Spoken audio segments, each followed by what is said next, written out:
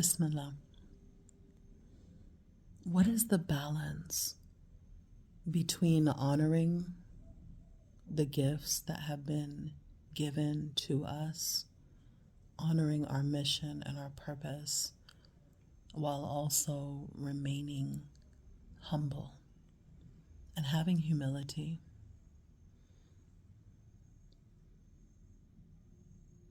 In my estimation, it's returning the remembrance of one's gifts and abilities back to the one who bestowed those gifts and those abilities. Sure, we may have worked consistently or diligently in a particular arena to achieve, to reap the fruits that we are now tasting the sweetness of or distilling the nectar from. There's no question about that. At the same time, even if it was our own tongue, our own feet, our own muscles, our own limbs, our own mind, there's the acknowledgement that I am calling us to remember that ultimately it came from the Creator. It came from the one who made the universe, who made time, who made space. And so with that acknowledgement, or with the multiple acknowledgements, we come to a conclusion that yes, I have been given a gift. And this is for every single person.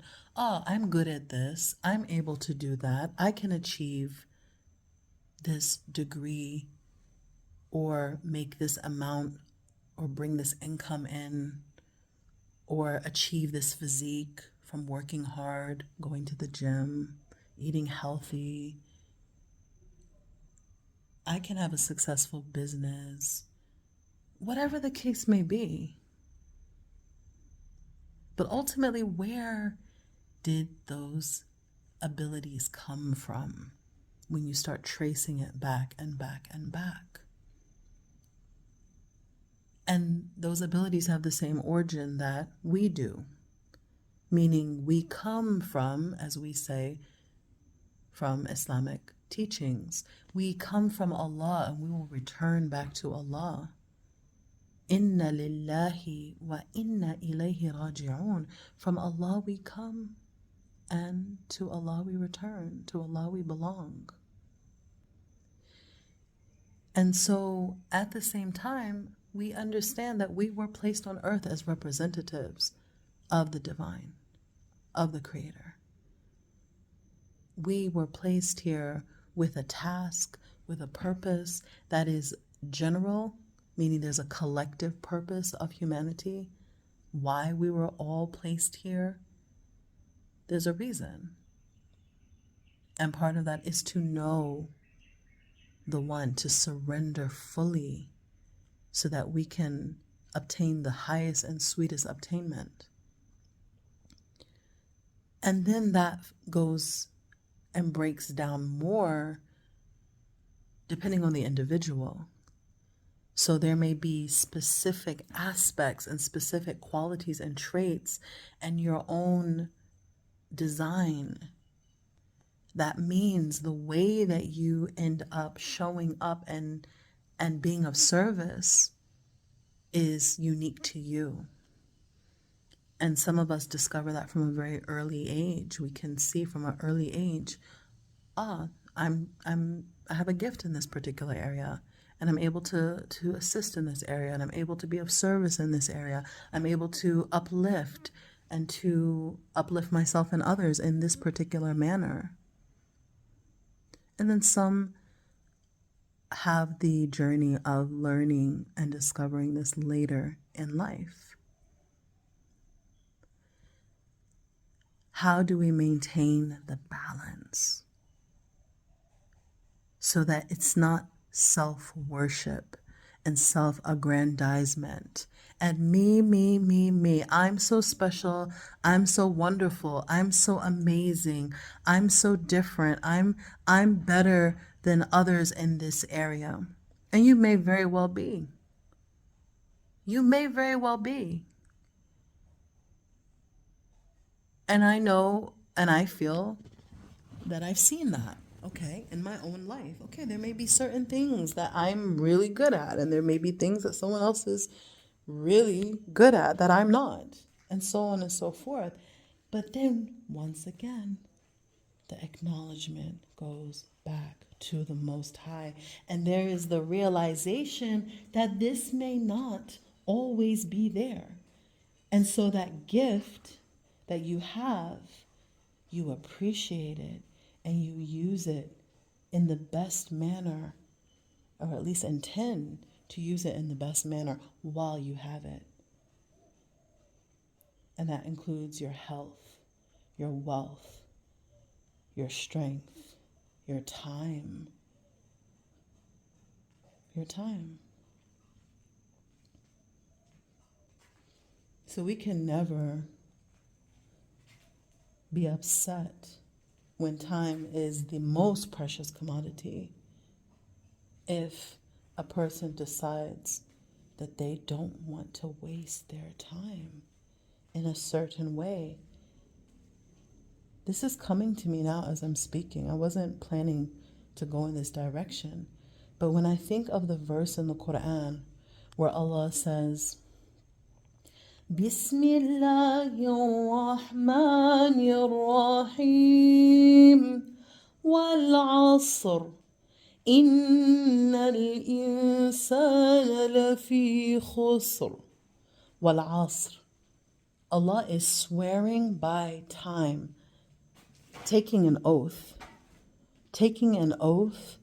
by time. He's saying, I swear by time. I swear by time. Innal insana lafi khusr. Indeed, human beings are in loss. All of humanity, they are in loss. Illa alladhina amanu. Then there's an exception. Except for those who believe.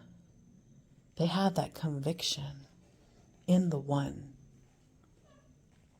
But that's not enough. Allah continues, وَعَمِلُوا الصَّالِحَاتِ, and they do righteous good deeds. وَتَوَاصَوْا بِالْحَقِّ وَتَوَاصَوْا بِالصَّبْرِ, and they enjoin one another to patience.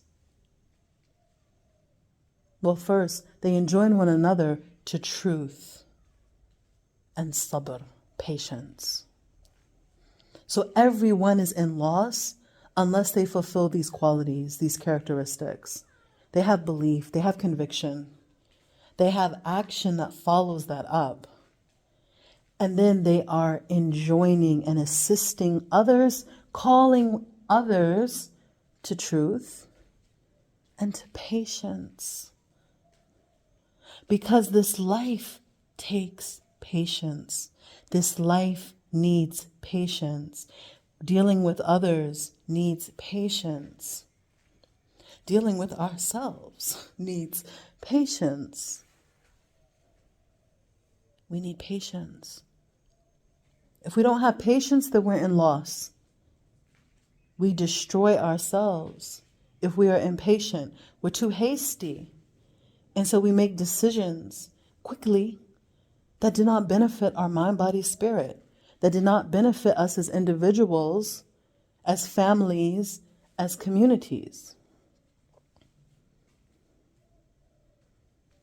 And if we are without truth and we enjoy the flavors of falsehood that sometimes taste so sweet, the same way an Oreo cookie might, but in the end does not benefit. If we are without truth, that's more like water.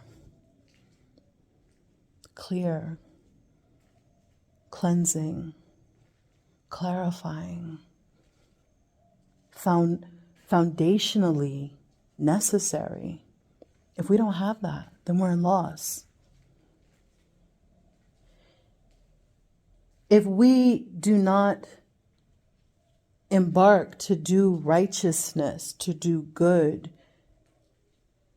to strive in the ways that are higher, and we all have some concept of what that is, then we are in loss. And if we don't believe in the one who placed us here for a purpose, and we're not convinced of that, nor are we convinced that there was any kind of divine guidance, then we are in loss. And the rest is really hard to come by, because if you are not of the conviction that, one, we are here for a purpose, two, there's one who put us here, three, I'm not putting this in the right order, it's just simply coming to me at this moment, knowing that there's one that placed you here, knowing that that one placed you here for a purpose, knowing that there is guidance that can assist in the direction that you're going in this life and making decisions. If you're not convinced that one day you will return back to that one and be asked about what you did in this life, and not just you, we're talking about everyone. So those individuals who think it's okay to harm children, to destroy entire nations of people, to massacre, to steal, to lie, to swindle on small levels, on greater levels, they're going to be asked, they're going to be held into account. So much confusion and so much hurt and distancing from the Most High comes because people are not certain about that. And they say, well, if God is all powerful and all good, then why is he allowing this?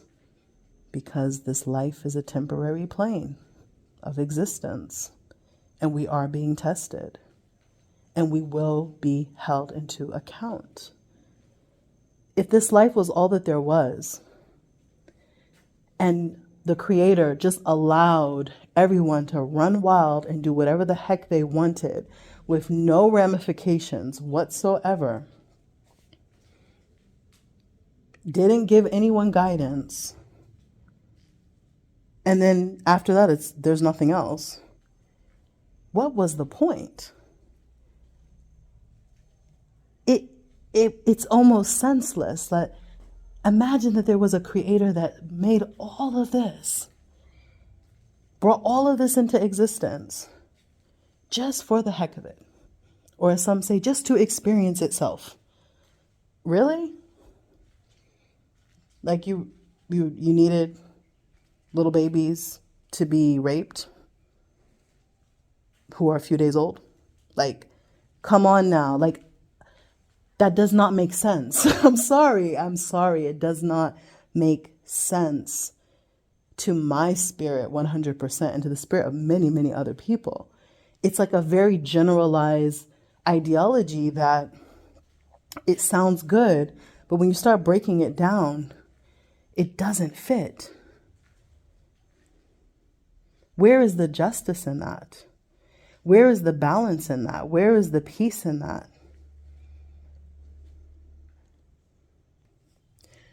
But when we understand that the Creator has given a purpose for us, we're actually here for a reason. And we're actually given guidance.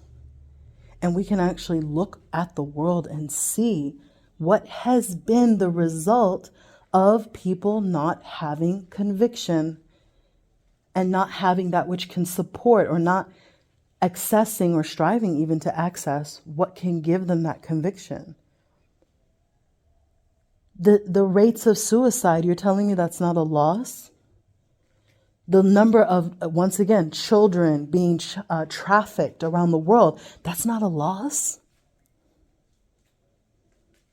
The women being raped, also trafficked, that's not a loss? The number of people dying of illnesses because there are certain corporations that prefer their profits, knowing that what they put in the food is killing, or corporations that know what they're putting in the air is killing, or the pharmaceutical industry, or the people who planned the pandemic and in a lab decided they were going to put something together that then became a strain of a coronavirus that, yes, many people did die from.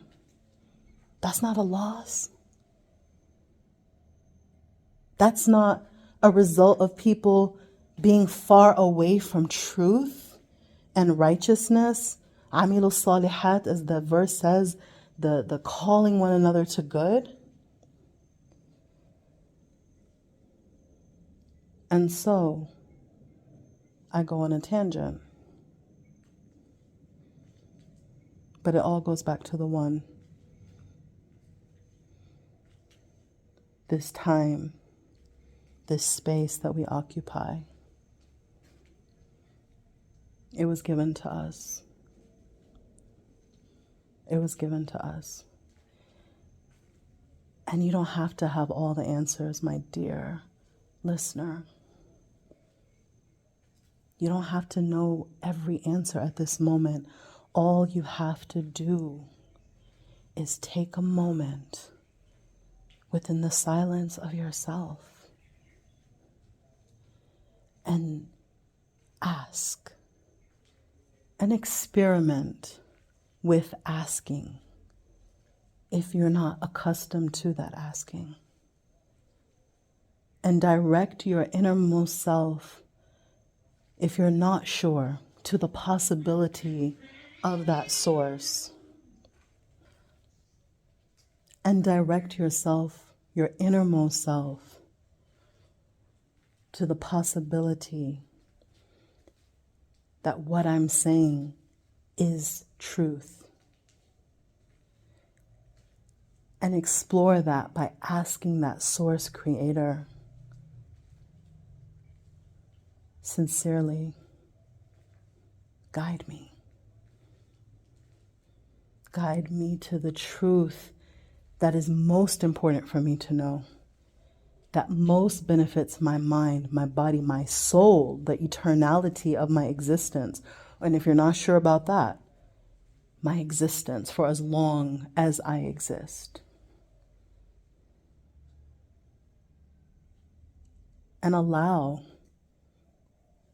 start to set intention to refine your listening.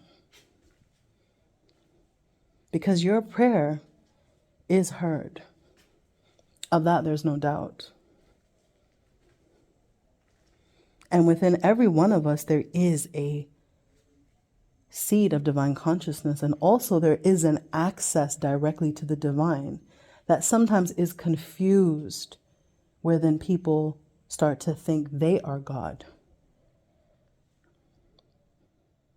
But every one of us knows that there is no equivalent to one who can make out of nothing the laws that we are bound by.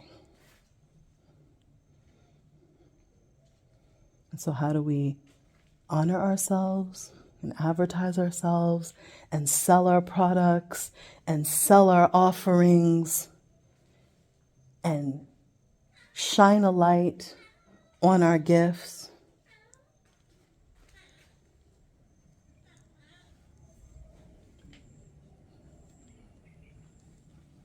And yet also remain humble.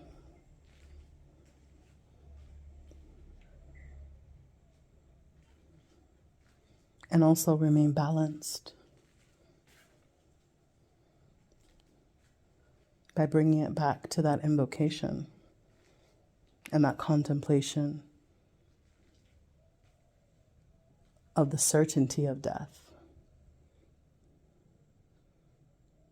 that sobers everyone who ponders from the intoxication of this illusion, this worldly life. And it doesn't mean that we don't enjoy and have some enjoyment. That's not what I'm saying.